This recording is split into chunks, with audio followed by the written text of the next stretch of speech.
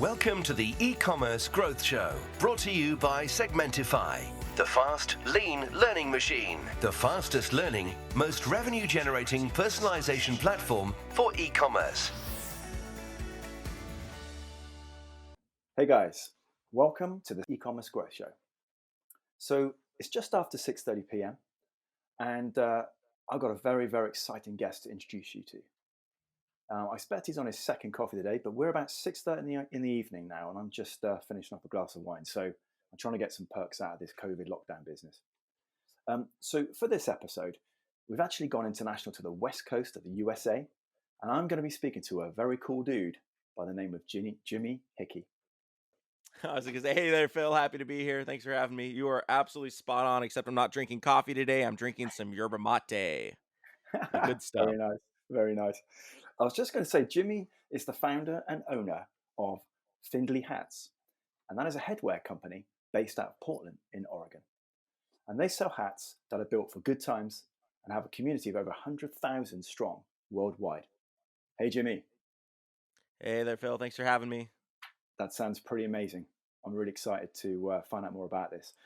Why don't you tell us where the idea for Findlay Hats came from? Alrighty. So we're from the Pacific Northwest, and out here we have a little volcano called Mount St. Helens. You familiar with Mount St. Helens, Phil? I'm not. It's a really cool mountain. We got a whole Yeah. mountain range out here through the Cascades, but the one in particular is Mount St. Helens. And I grew up at the foothills of that mountain. And in I think May of 1980, 81, it erupted. It was a big ordeal. It was a huge, eruption and spread ash all, across the area. Yeah. It was a pretty big ordeal. But there was many rivers and streams that come off of that river, and one of those rivers in particular is the Toutle River. The mighty Toutle River that feeds into the Columbia River.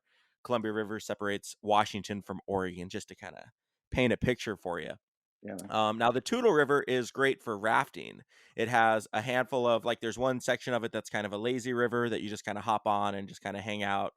And then the upper part is a little bit more aggressive. There's some rapids. There's some, it's like a serious, river rafting area. It's not just people on old inner tubes and whatnot. It's, either way, there's a section through that called the Hollywood Gorge, and when you're rafting down this river, you'll see all kind of evidence of the explosion from way in the past. So there's let's say a logging truck that's completely submerged underwater, or the foundation of a house, or Of course, yeah. it's a fascinating little area. There's two areas in particular where it's you can really see the wreckage from that eruption, or from the flood afterwards, or from the flow of all the wreckage, I guess. But through it, there's an area called the Hollywood Gorge, which is kind of it's like a rite of passage for kids from my hometown to go through that area. At least it was, where it was just a very sketchy part or area of the river. And basically, if you go too far to the right, you flip, you can get stuck underwater, you can die. But if you keep going, if you stay too far left, then you go off it's not gonna kill you, but it'll hurt you. You fall off anywhere from 4 to 7 or 8 foot waterfall. So you basically have to stay really far left and then immediately go really far right. It's a challenge, and especially with a janky little Walmart raft, it's not the easiest or the safest. So I was 12, 13, 14. I should probably know the exact age, but I don't. But I was rafting with my friends. I couldn't drive. I know that much. I know my friend Brandon King drove us there. Good dude. And so we were rafting, and I'm a hat addict, Phil. If I don't have a hat on my head, I feel naked. And it's been this way for a while. And it was true then too. And so we're rafting, and we go through the Hollywood Gorge, and we flip, and luckily we all survive. But my favorite hat did not survive. It was this beautiful quilted Burton snowboards hat that was it was just a really nice hat. And I lost it, and I had to spend the rest of the day without a hat on my head, and it was uncomfortable. And I had a really embarrassing haircut at the time. It's kind of embarrassing by choice. It was kind of like a friar's haircut with a hollowed out halo in the middle type of deal.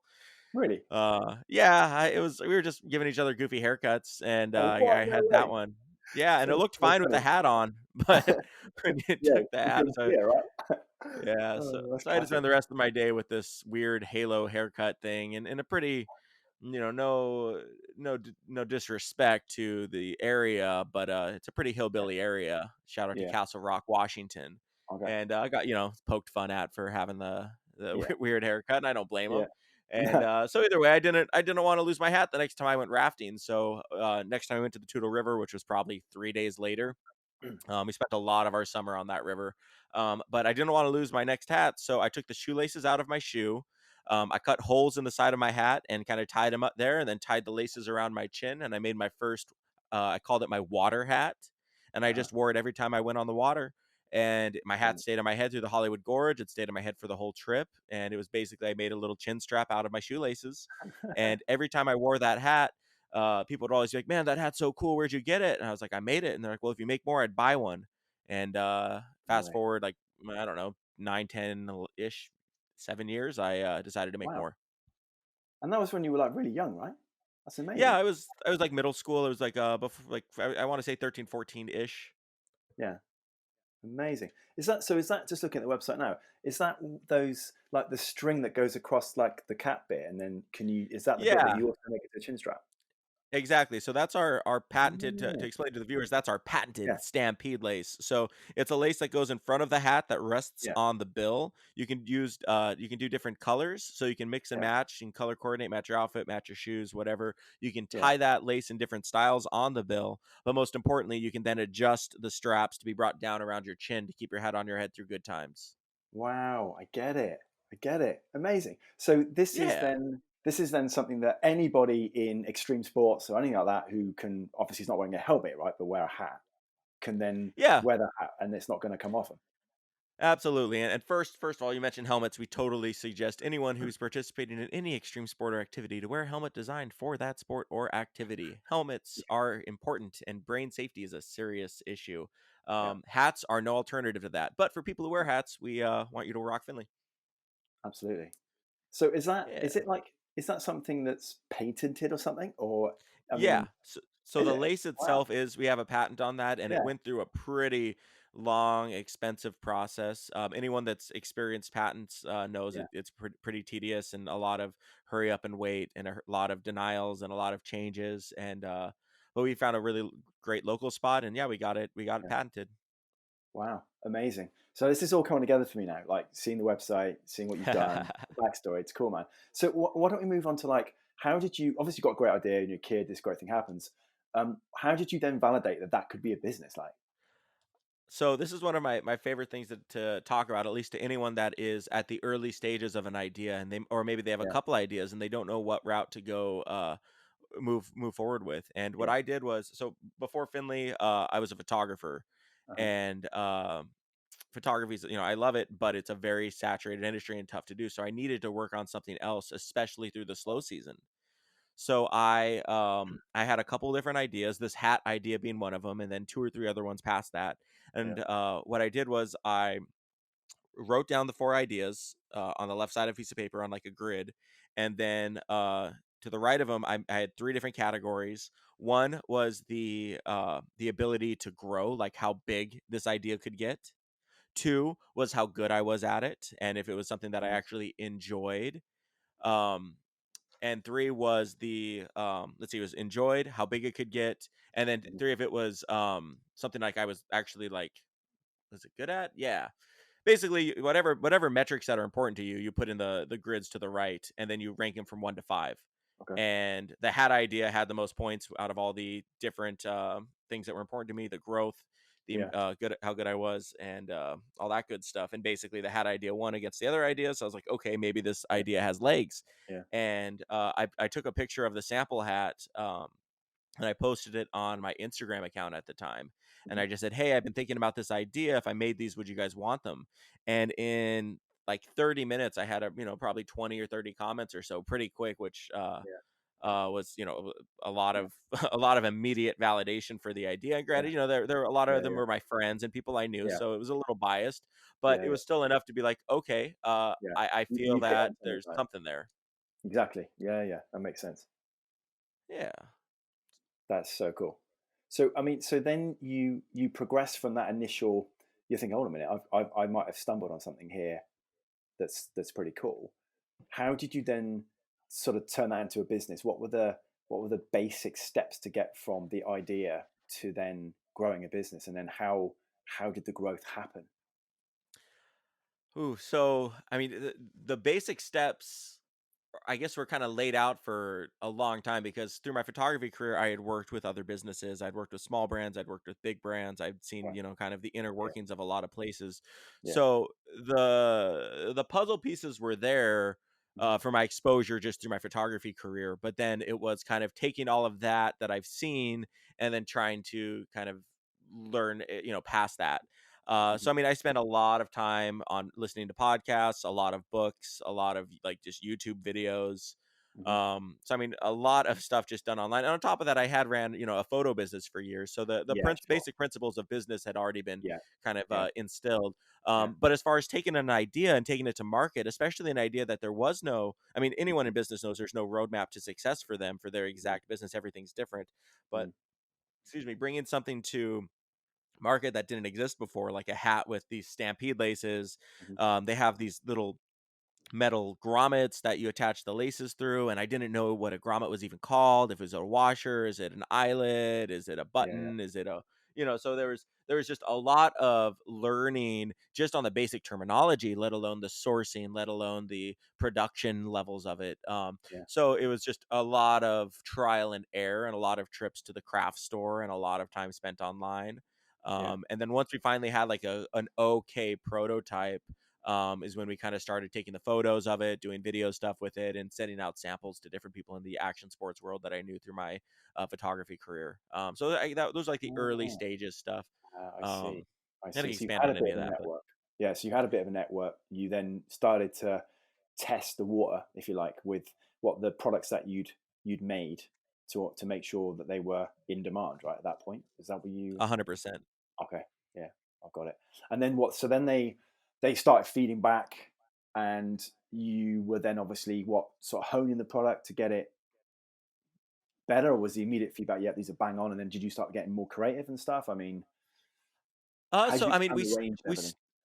we started with like $1,400 and like about 80-ish hats, Yeah, and we just pretty much we made all of them immediate. Like once we got the very first couple prototypes in motion, yeah, we decided just to go forward with doing our first run, and hopefully once we sell enough of those we can buy more and kind of expand from there. So we started out the gate with the pretty much the what is it, the minimum viable product, like yeah, the absolute minimums we could do, and yeah, it was a yeah, little bit more expensive because we weren't ordering in massive bulk. yeah, But the like I said, we started this seven-figure brand with $1,400, so right, it really we were able to grow pretty quickly yeah, off of that first small investment. But we yeah, definitely didn't want to go yeah, immediately off the bat spending thousands and mm, thousands. One, I didn't have thousands and thousands. That was pretty much my entire savings account was put into it from the launch. So yeah, that even wasn't an option from the beginning. But no, we just yeah, started with the early prototypes and the first run of hats, sent them to a handful of people that had like yeah, small yeah, like micro influencers at the time. They were just yeah, yeah, that I think no one was even called a micro influencer. They just had a couple hundred, a couple thousand yeah, followers and yeah, yeah, competed in sports. And yeah. so that kind of helped us get our off the ground a little bit just through exposure through them and through their networks. Yeah, no, it makes sense. I mean, this is all coming boiling down to, for me, like this idea that you've managed to cleverly find a niche, right? Which is clearly got to be such a critical thing in making sure you build a successful business. 100%. It's definitely important. You have to have something that helps you stand out from the crowd. Yeah, no, for We haven't sure. really touched on it, but we'd have more Mm. than just that stampede lace too. For any of the listeners who aren't familiar with us, our hats Yeah. also have a hidden pocket inside. Hmm. So there's a pocket just right inside the front of the hat. That's great for some Yeah. spare change, a key, something like that. Just a Yeah. good little secret pocket. And then they also have a lifetime warranty, which is a Oh major wow. differentiator because no other hats on the market have that, or very few do, where basically if Uh, anything ever happens to the hat, including like your dog yeah. eating it, we'll fix it or replace it for free. And that kind of Yeah. ties into, Yeah. well, where we're at with the, early on in the company's life. I Mhm. didn't know if a grommet would last 4 years. I Right. didn't know if the pocket would stay in Yeah. for a week. Yeah. So the warranty was kind of put there early on as a Yeah. safety net, like, hey, this is a new hat, we don't know if Yeah. this will work, but if it doesn't Yeah. work, don't worry, we'll get you taken care of. And now we have a Yeah. pretty, we ship out thousands of hats, Important, and right? there's Yeah. we have a full warranty department that just handles incoming and outgoing Yeah. warranty stuff. So it's Yeah. kind of a beast of its own. But That's amazing though, isn't uh, it? Because you've gone from the idea, but you've kind of you've gone full circle in the sense of like either naturally or just by kind of as the business grew, you've gone full tilt in terms of customer experience, and lifetime value and the quality to the customer, haven't you? You haven't just said, I'm going to make some hats and flog them. You've gone full on. Everything is taken care of. It's a lifetime warranty. I mean, that's interesting. Did you naturally want to do that? Did you never think, oh, I'm going to make some hats and I'm going to sell them and I'm going to make loads of money? You know? Honestly, the big picture idea when it first started was it started as a side project, something to stay busy through the slow season of my photography career, and I Yeah, wanted to have something that kind of I'd be able to sell online and be able to kind of not necessarily run itself, but not be as consuming as the 80-hour work weeks I've worked every week yeah, since we launched. But I mean, I do it because I love it, and it's yeah, kind of evolved into different than what it was originally intended to be.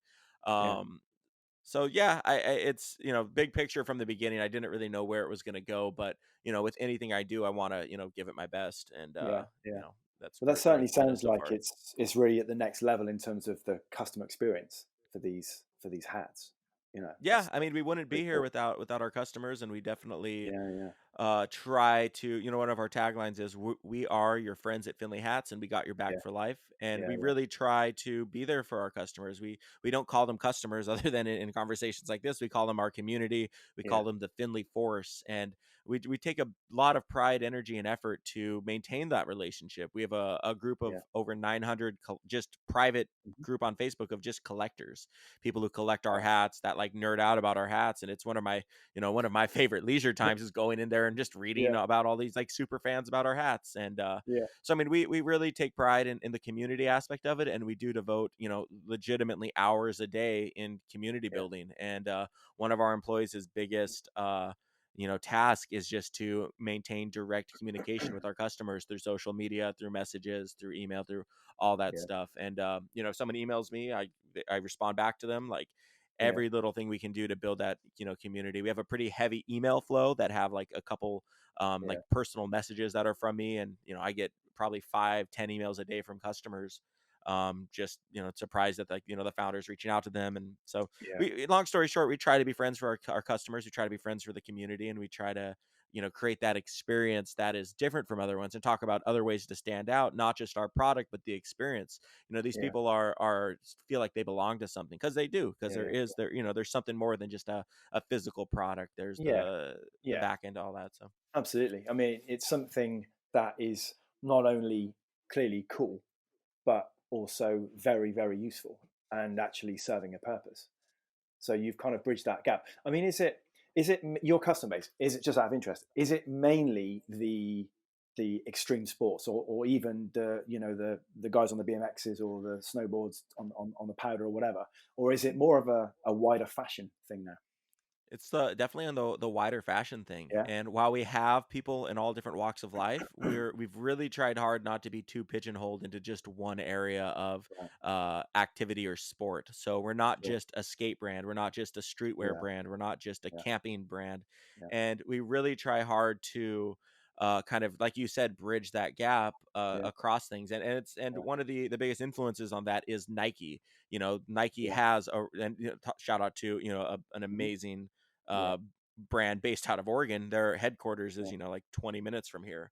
All right. But they do a really good job of kind of being seen across Mhm. the spectrum of different activities and sports Mm. and things like that. So yeah, we definitely don't want to be stuck just in one area, and we're very much like that by intention. Yeah. So it's cool because we do have we sponsor a wide variety of athletes across the board, and but we're not just seen as a skate brand or anything like No, that. So no, that's of very course. much by design. Absolutely. So, I mean, if you were to, excuse me, kind of summarize any sort of particular moments in the growth of the company that were pivotal, what would they be? Um, okay, so we have a couple different options for that. Hmm. The first like major pivotal thing Yeah, was I was on my first vacation, or you're from the UK, I'll call it a holiday. I was on my first holiday yeah, in years, and was visiting my sister who was studying abroad in Italy, and we're going through we're like on this little tour in a van, and outside the van window I see this person, like literally, like like very tiny streets, and we're like 3 feet away from the sidewalk at this point, and I see one of our hats like 3 feet from my face. I'm leaning out the window. The person basically couldn't have been closer to me unless he was like licking the window.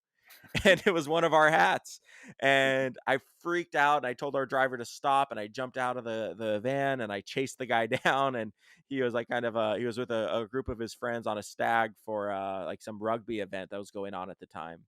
hmm And I was like, "Hey man, like I made that hat. Like that's like," and we were based out of our garage at the time. So I was like, "I made that hat in my garage. Like I like that's my company. That's so cool. Like where'd you get it?" yeah, And we talked, and he was a little, he'd been drinking a little bit, yeah, and he was just kind of like didn't really get why I was like so excited about the hat. And I was like, "Yeah man, like it has the laces and it has a pocket inside." And then he took the hat off and saw the pocket. And for yeah, some reason, as soon as I told him that I knew it had the pocket inside, and he yeah, saw the pocket, which he didn't know was there, then yeah, his face lit up, and he's like, "Ah," and he was all excited too. And we got a photo together. And so that was cool just by itself, because, saw someone on the other side of the world wearing a Findlay hat. And, yeah, that was really excited for the day, and was kind of like, feeling the energy from that all day. Fast forward yeah, that evening, I posted the photo of it on Reddit, yeah. and the title was "I run a small hat company out of my garage. I just ran into someone wearing one of our hats on the other side of the world in Rome, Italy.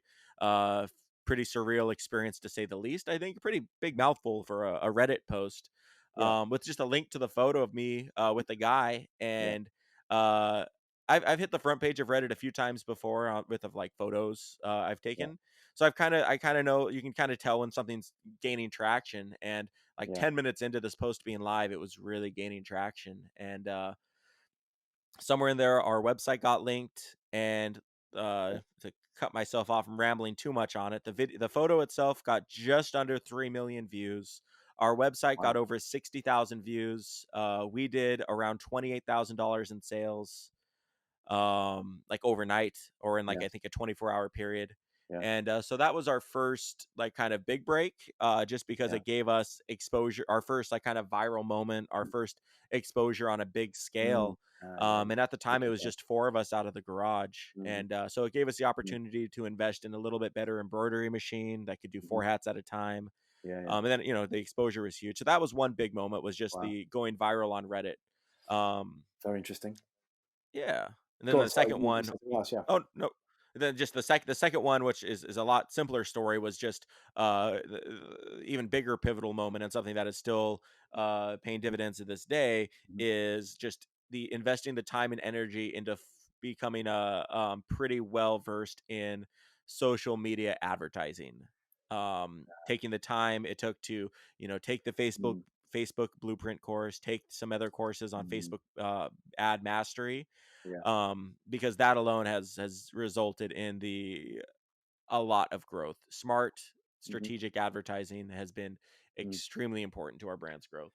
Well, I'm really glad you mentioned that because just before we went live, we were just briefly talking about how you had noticed how your Facebook advertising was changing. And one of the questions I was going to ask you, actually, so I'm really glad you brought it up, was what's happened with that, particularly in the light of kind of what's going on right now. And obviously, just so everybody knows, we're in the middle of COVID lockdown still. And so we were talking a little bit about how you've almost strategized around that and been savvy with that side of it. Can you tell the listeners a bit more about what you're doing and what your strategies around all that? Yeah, so I mean, our strategies honestly right now haven't changed too much, other than we're Uh, just spending more because it's more effective. right. But it definitely seems like, at least, as of the middle of May 2020, the advertising space is so much less competitive than it's been for the last couple of years. And we're seeing our cost to reach people go significantly down, while we're seeing our return on advertising spend going significantly up. Mhm. And because of that, we are just trying to add fuel to the fire and take full advantage of it while we can, because we know this isn't going to last forever. Mhm. As soon as the large players get back into this space, and as soon as things Mhm. get a little bit close to quote unquote normal, Mhm. um, we anticipate things will change. We don't know if that'll be next week. We don't know if that'll be No. in 6 months. We don't know when No. it will be. But for now, we're going to take full advantage of it while we Yeah. can, Yeah. because back in 2017, I kind of mentioned Mhm. uh, that's when I really started to double down on taking advantage of social media advertising. And through Yeah. that period, when we first started advertising, Yeah. we couldn't keep up with the demand. We were, Mhm. we went from doing like 10, 12 hats a day to over 100 a day, orders a day, not just hats. But Yeah. Yeah. so, we really had to ramp up scale, get a warehouse, invest in more team members, invest in more infrastructure. And at the time, our ads were doing so well that I distinctly remember like crippling ourselves from being like, okay, like this is doing really well, but we need to stop it because we can't keep up. Okay, Mhm. we Mhm. don't want to scale this because we can't keep up. And we basically would put on these roadblocks to stop the growth, Mhm. just so we could keep up with it on the production end. And unfortunately, when we were like, okay, let's remove the roadblocks, let's just go, let's grow it, let's take full Mhm. advantage of this, Mhm. we the opportunity was gone, and trying to scale Mhm. and grow at that stage was not possible. And this is, mind you, after we made some advancements or some improvements to keep up with the projected demand, not the current demand. So we were actually a little overstaffed, a little over prepared, and when it came time to grow, we weren't able to do that. The playing field has changed, and anyone that's been in social media advertising for a while Mhm. can attest to, you're at the mercy of the algorithm, and Yeah. it's a cruel mistress. And it can totally change one day. Something that's been working great for a while can just stop. So you kind of always got to be trying new things. And Yeah. Yeah. And did you for do? whatever reason, it just didn't work. So I was going to say, did you do all that in house? Did you cover all that with your own team, or did you use an agency or experts outside your business as well? How did that? How did you? For advertising, we've done it mostly all in house. We Yeah. have one company that helps us with our retargeting, Yeah. and that is Shoelace, and they Yeah. are awesome, and I highly recommend them. And if you Yeah. switch to them, tell them that Findlay Hats sent you. Um, when it comes to retargeting and remarketing, Shoelace just consistently does a good job. Mhm. And that's one of those things that, like, yeah, I stand by them. They've done a great job Yeah. consistently. I Yeah. think almost every day since we started with them, they've just Sure. gave us a positive return on ad spend. Yeah. So I really stand by them. On the flip side, we've worked with, I think, 3 or 4 other agencies, Yeah. um, from a very small boutique, just 2-person team, to a Yeah. huge, big team with, a whole in-house video team and design team and photo team, and ranging from $800 a month upwards of like over 4,000 a month. Yeah. And none of the agencies we've worked with have really delivered on Mhm. what we needed as a brand to be able to stay with Mhm. them, or um, Yeah. really given us a return that was even like in the acceptable range. Sure. So back to, I do it all in house, and Yeah. I at least for suppose. our prospecting and conversions and like Mm. standard non-retargeting stuff. I Yeah. do it all in house. I was going to Work say pretty you dang hard on probably. that to keep our numbers up. Yeah, I was going to say you probably know your brand intimately and who your audience are intimately and stuff completely, right? A Um, hundred, yeah, yeah. absolutely. And while they obviously they have more knowledge and more Mhm. resources and tools, and they can call Facebook directly, and they know more about it as a Yeah. whole. That's no replacement for understanding our audience, Mm. understanding our product, or understanding our Yeah. branding, keeping the language Yeah. consistent. And Yeah. Completely. another big thing is we've changed how we kind of what our offering is. We used to just do Mhm. seasonal launches, Mhm. and now we're doing weekly launches where we launch like anywhere from 2 to 6 new hats twice a week. Wow. And so that's been really cool, because Exciting. that's it, That's it and fresh. they're all exclusive, limited edition, or only available for the Yeah. Yeah. week, or only 24, or only 50 of them Wow. made. So Yeah. that's been another cool, like, kind of strategic piece Definitely. that's helped us grow. It's But exclusive, isn't fast it? forward, it's exclusive. People want it. People collect it. People Mm. will buy it. Yeah. And we Absolutely. have a little bit of a problem with resellers, which is an interesting problem to Yeah. have. Yeah. Um, but yeah, so I mean, so fast forward to today, we're seeing numbers similar to what we were seeing in 2017, Mhm. where we couldn't keep up. Except the only thing is, now I know that Mm. these numbers aren't going to last, and I know Yeah. that we're at the mercy of it changing or it getting more expensive at any mm, day. So yeah, we need to milk it for all it's worth while we can. So we're yeah, really putting a big focus on bringing in new customers mm, through our prospecting campaigns. And right, right now, anyone that's in social advertising, like for prospecting, yeah, generally, like, mm, just simply making your money back is like good enough because, in the long term, you'll, yeah. The lifetime value is you better. will, exactly, their lifetime Yeah, value is really. worth more. And right now Yeah, we're seeing like a 3.5 return on ad spend for prospecting, yeah, which yeah, is, just great for at least for us, for our business. It's great anyway through it. yeah. So just for prospecting, Wow, we're pretty grateful to see that. And we're able to scale absolutely. it slowly every single day. Well, I find it really interesting. I mean, y- your brand, and I can see how social media advertising will be absolutely critical. Is that side of it? Is it like unanimous? Does any brand embrace social media marketing, advertising, and do it, or is it more useful for some brands than others? Um, to be fair, I mean, I really only have direct experience with our brand. So Yeah, I'm not sure how that looks through other windows. yeah, To my experience as a consumer, and honestly, I don't really buy that much stuff. yeah, I live on a pretty tight budget with this thing. So, yeah, I mean, I'm not much of a consumer. I don't buy stuff too often online, but I yeah, do pay close attention to all the ads that I see.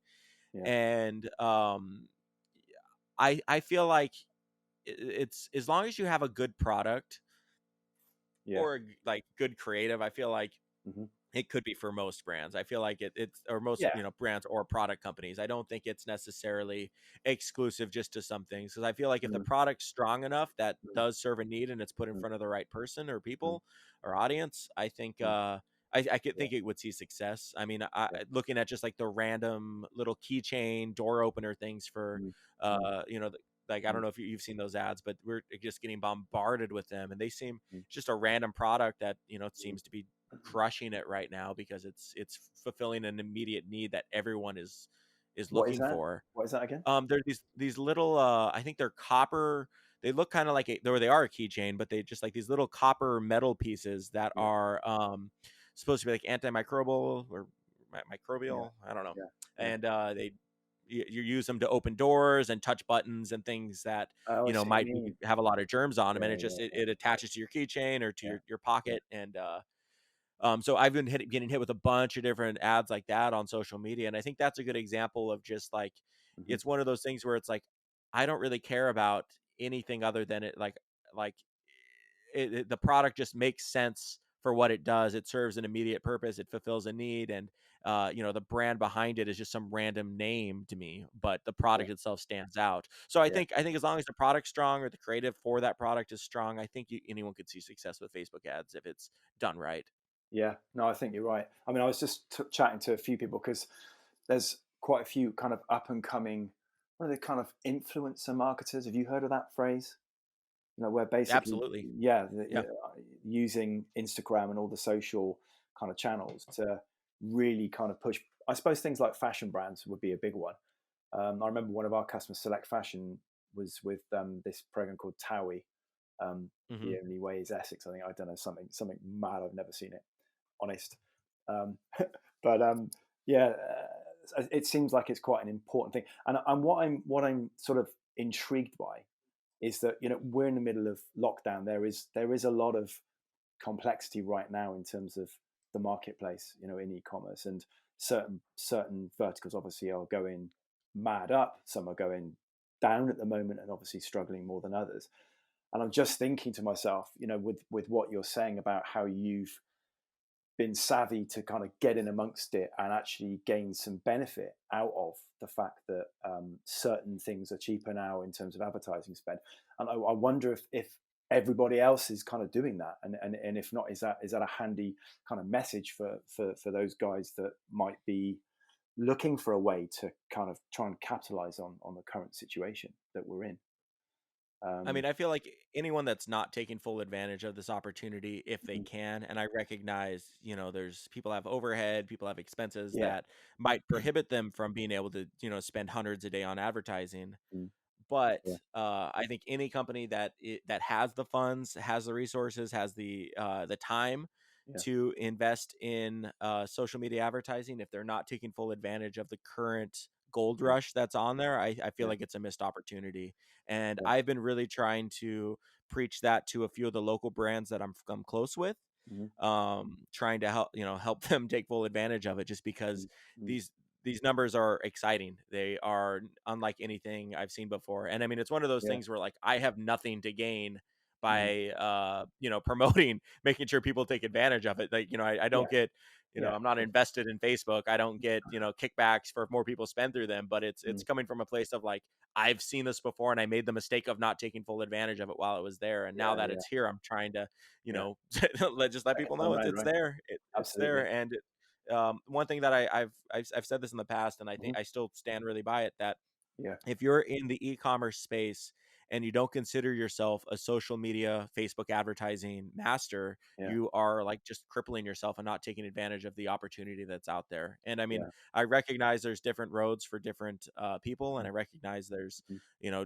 there's Mm-hmm. many different paths to build the company you want. But as Yeah. far as selling more stuff online, it's an amazing tool to do it and to take full advantage of. It is Mm-hmm. it's out there and it's Mm-hmm. possible. You just have to dedicate a little bit of time and energy to Yeah. learn it. Absolutely. And what you've mentioned is testimony to the fact you can succeed doing this stuff, during tough times, which is amazing. 100%. We didn't Yeah. expect that at all. We Ah, saw the first week we saw a massive drop, and we yeah. Yeah. expected it to stay like that for months. We Yeah. got out a loan through PayPal just to keep our head above water for the Wow. next couple months, as we expected to see a major drop in sales, and we Yeah. didn't Yeah. know what the future would hold. And Yeah. luckily it didn't come to that, but at least yet. Yeah. No, no, not at all. No, it's really, really interesting. I mean, if anybody wants to get in touch with you directly, just have a chat or find out more about what you're doing, what's the best way to get hold of you? So directly just via email. My email is jimmy@findlayhats.com. That's JIMMY at findlayhats.com, FINDLAYHATS.com.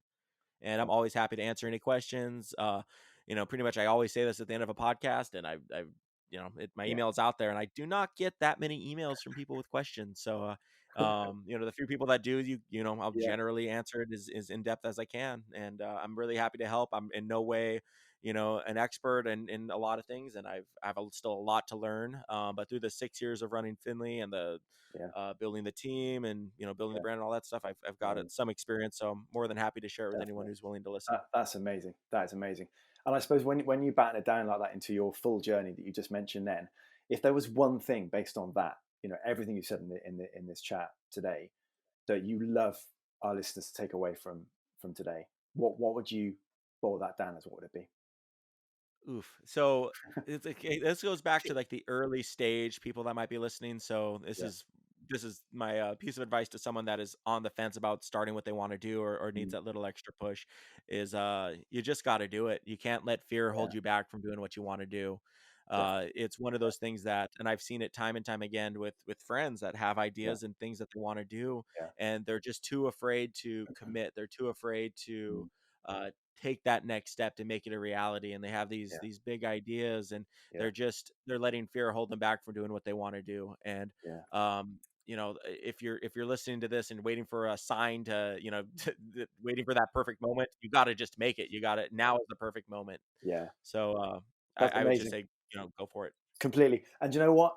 What I would say is as well, and what I've heard today, and I completely agree with what you're talking about. But the one thing stood out for me, that you logically looked at this whole journey and you started, and the thing that I would take from it, with anything that I would do, is test and measure. You did exactly like the textbook thing. You didn't jump in blindly. You had this cool idea. You tested the idea. You got some really cool feedback. You didn't spend too much money in getting some sort of MVPs, like you said, together. You then tested that. You then build it up a little bit more, and then bang! All of a sudden, you're like, hold on a minute. So you can do it. And I think by testing and measuring, you take away this whole kind of like, I've got this massive potential mountain I'm going to climb. I couldn't possibly do that. I'm not confident enough, or it's too much to risk. But you can break it down to something actually quite small and say, look, I can make a hat. I can test what my mates like it. I can go to some mates that I've got who run snowboard shops, whatever it might be, and see if they like them, and then I can put a few in and see if they sell. And I mean, bang! I mean, That's great.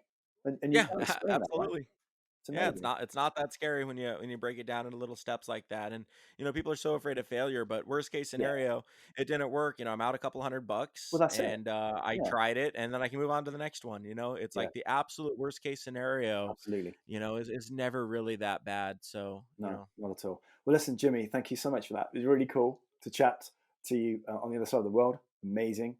Um, and thanks, guys, for listening. I hope you enjoyed it.